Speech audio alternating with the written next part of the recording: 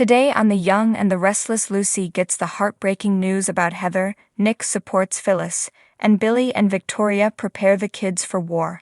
All products and services featured are independently chosen by editors. However, soaps.com may receive a commission on orders placed through its retail links, and the retailer may receive certain auditable data for accounting purposes. At Society, Victoria tells Nick on the phone that she and Billy are about to meet with the kids to prepare them for the war with their grandfather.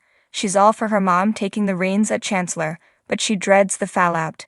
Nick thinks she's doing the only thing she can right now. Victoria says the kids are there and disconnects. Sir Mick Jagger's youngest son dances more like him than his ballerina mother in Crimson Light's patio. Phyllis walks in looking disheveled. Nick asks her what's wrong. She tells him something horrible happened. Heather's dead. They pulled her body out of the river this morning. Daniel's telling Lucy right now. Phyllis stammers that this is shocking. It doesn't even seem real. Nick asks if she drowned. What was she doing down by the river? Phyllis doesn't know. Daniel got a text from her saying she needed space, and then got a call from the police saying they'd found her body. Lucy's mom is gone, and Daniel can never fill that void. Nick says they have her and Supergirl. You have me for whatever you need. They embrace. At Daniel's apartment, Lucy says, "This is about Mom, isn't it?" Daniel says it is. Lucy worries she did something else to make her mad. Daniel tells her she didn't do anything wrong. There's a reason why we haven't heard from your mom. His voice cracks. Something's happened. Lucy asks if she was in an accident. Is she okay? Daniel cries, "No, she's not okay. Lucy, I'm so sorry. I don't know how to say this. Your mom has died." Lucy jumps up and asks her dad why he'd say something like that. He says it's true. Your mom is gone. Lucy sobs. Oh no, oh no. Daniel takes her in his arms. Lucy thinks maybe this is a mistake and she's just missing. Who told you? Daniel says, the police, right after they found her body in the river. Lucy protests that her mom knows how to swim. Maybe it's someone else. Daniel says he went to the morgue and saw her body. Lucy cries that she doesn't believe him and wants to see her. Daniel shakes his head. Lucy wants to see her and talk to her and tell her she loves her. I want her here, Dad. Daniel cries that he does too. He tells his daughter she's not alone. I am right here and I am not going anywhere no matter what. He holds Lucy as she cries. At Sharon's place, she tidies up. Cameron appears and notes her good mood. She says her doctor thinks she's making remarkable strides controlling her dark thoughts. He'll be gone any day now. Cameron thinks she likes having him around. Sharon tells him he's nothing but a reminder of what she's done. He counters that he's the one telling her to move on. Sharon picks up her phone and says, nothing in the news. Pushing play, she learns a body was pulled from the river this morning. She gasps, my God. Did they find Heather? Sharon rails at Cameron. He told her this wouldn't happen. You lied to me. You told me that nobody would find out. Cameron tells her she covered her tracks. You're good. Sharon screams. Why did they have to find her? Cameron says she can't control river currents. Sharon flips. What am I supposed to do now? Cameron says she has to pull herself together. Sharon doesn't know if she can. Cameron warns she has no choice.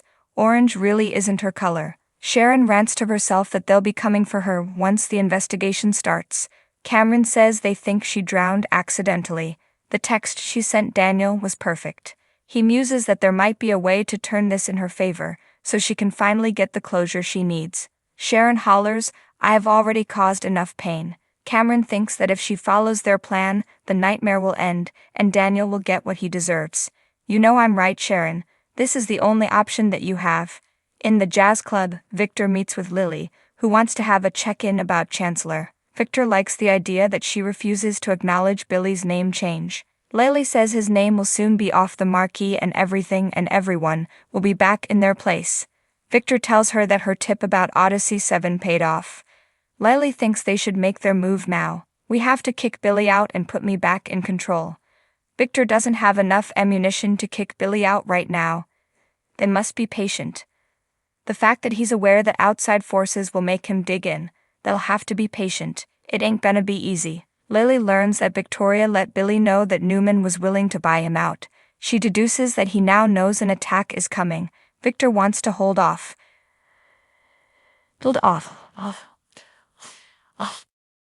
and then catch him when he least expects it.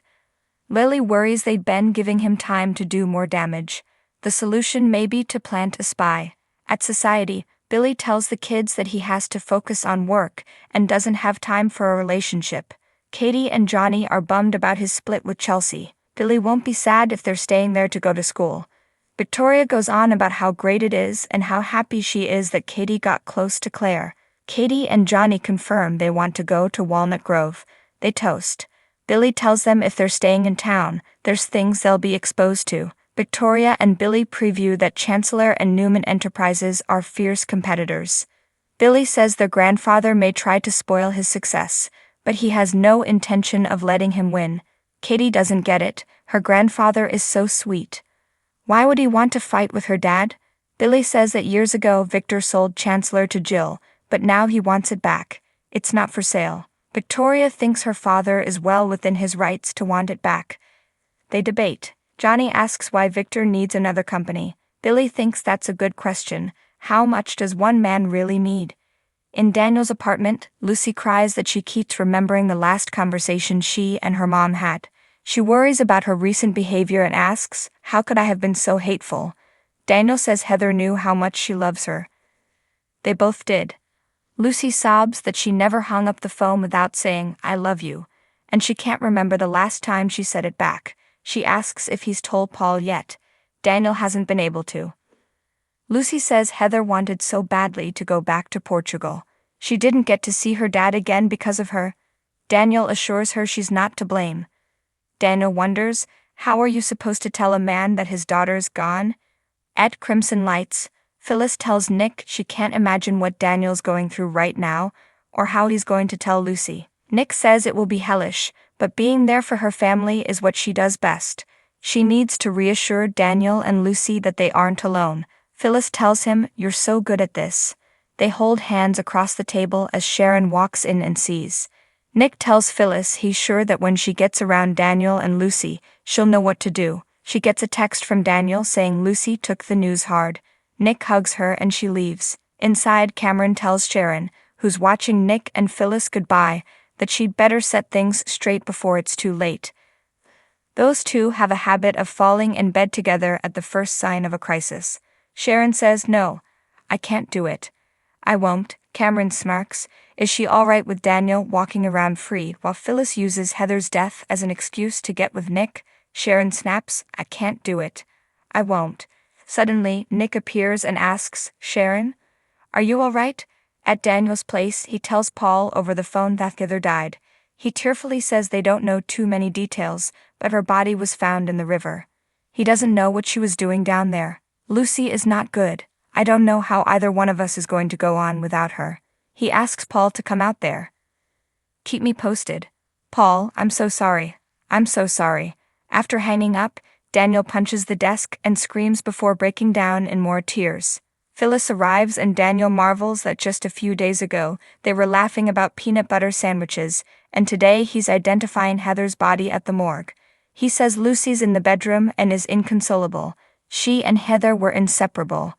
Phyllis assures him they'll get through this as a family. He can't sleep in their bed without her and worries about having to bury her. Phyllis tells him he doesn't have to think about that yet. She offers to call Danny. Daniel accepts. Having to tell Paul was hard enough.